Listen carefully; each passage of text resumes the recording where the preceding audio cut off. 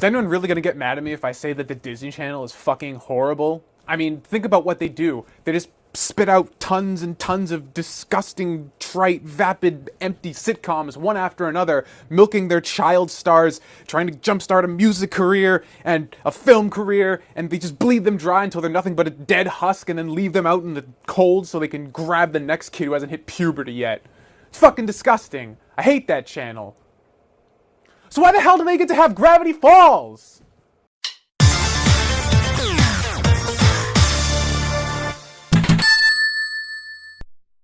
Gravity Falls might just be the greatest Western cartoon currently airing at the moment. I can't say this for sure as I haven't seen every cartoon that's out right now, and I've heard Rick and Morty is really good. But out of everything I've seen, it's hard not to look at Gravity Falls and give it the gold star. The writing is outstanding, the artwork in the show, particularly the backgrounds, are mesmerizingly beautiful, the characters are all diverse and appealing with three-dimensional personalities, the jokes are way too well written to deserve being trapped on the Disney Channel, and the world building is an absolute delight to behold. But there's one thing in particular above all else that I find appealing about Gravity Falls, and perhaps this is due to my long-standing obsession with a certain other show that, for all its successes, seems to continually come up a bit short in this regard. Gravity Falls employs a masterful attention to developing its underlying continuous narrative. Like the majority of Western cartoons, Gravity Falls is a segmented series, whereas each 22-minute episode tells its own story. In addition, however, it also features elements of a continuous narrative, as certain aspects the story presents, such as the source of Dipper's journal, the reason for all the paranormal activity in Gravity Falls, Dipper's unrequited infatuation with Wendy,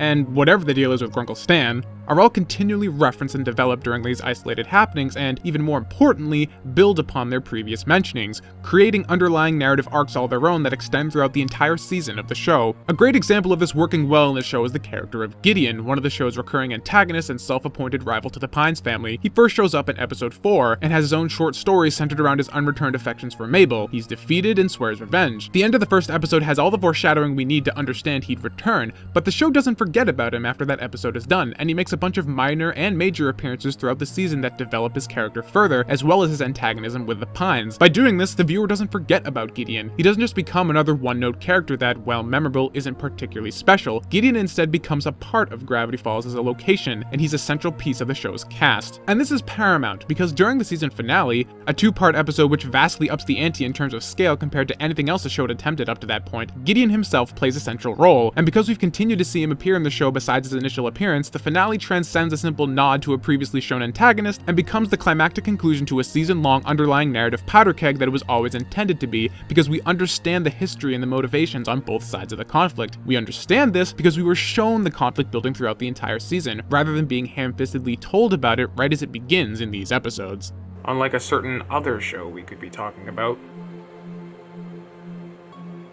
Between seasons 1 and 2 of Gravity Falls, there was a massive year-long hiatus. Despite whetting everyone's appetites with the excellent series of shorts Dipper's Guide to the Unexplained, Mabel's Guide to Life, and Fixin' It with Seuss, fans of the show were clamoring for more of the series proper, and by the time the show finally returned this month, any new Gravity Falls content, even if it was just more of the same, would have been welcome and refreshing. But Gravity Falls didn't settle for just delivering more of the status quo. Instead, each of these episodes that have aired have fundamentally changed the previous mentioned underlying narrative elements in some way, moving them forward more massively than anything else we saw in Season 1. Episode 1 has Grunkle Stan finally revealing to Dipper and Mabel that he does in fact know about the paranormal and believes in it, and was just playing dumb to protect them. What he was protecting them from seems to have to do with the journals, another narrative aspect that the season develops in the second episode, starting to dig deeper into where these journals came from. Episode 2 also finally has Dipper fess up his feelings to Wendy, allowing their relationship to evolve beyond the unrequited crush it has been throughout Season 1 and continue to develop in new ways this season. And in the third episode, despite being comparatively more tame, it still mixes things up with Mabel's rival Pacifica, giving her more of a framing device for her bitchiness with the reveal of her dismissive parents, allowing the character to potentially evolve beyond the flat antagonist she was in Season 1 and become a more complex character. Overall, despite Alex Hirsch denying it, he is a genius, and by extension, so is Gravity Falls. This video barely scratches the surface of the depth of the show's majesty. That's not to say the show is perfect, it certainly isn't, and if my track record proves anything, it's that I'm not averse to calling out my absolute favorite franchises when I think they've fucked up. Calling Gravity Falls out for its misgivings, however, isn't the point of this video, and even if it was, they'd be few and far between. But despite all of that, there's no denying that Gravity Falls understands the benefits and limitations of the format it's presented in, and tells a better story because of it.